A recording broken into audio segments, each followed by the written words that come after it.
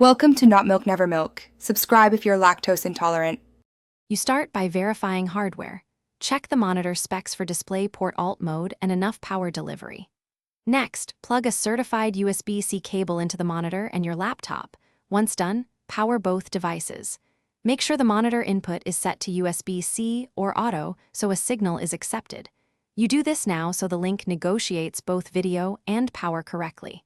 If your laptop shows charging but no video, leave the cable connected while you proceed to driver and OS checks. You now configure the operating system. For Windows, Mac OS, or Linux, open Display Settings and detect the external monitor. Once detected, choose Extend or Mirror modes.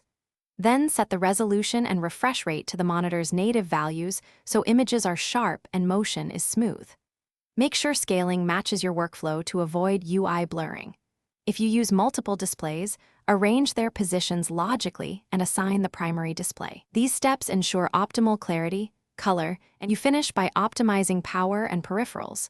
Confirm laptop is charging and connected devices. USB hub, keyboard function through the monitor.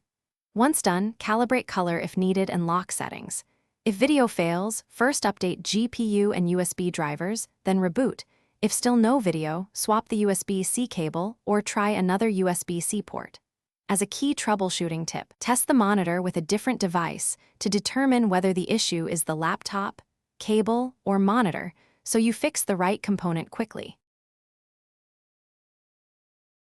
Thanks for watching. If this was helpful, leave a like and consider subscribing. See you next time.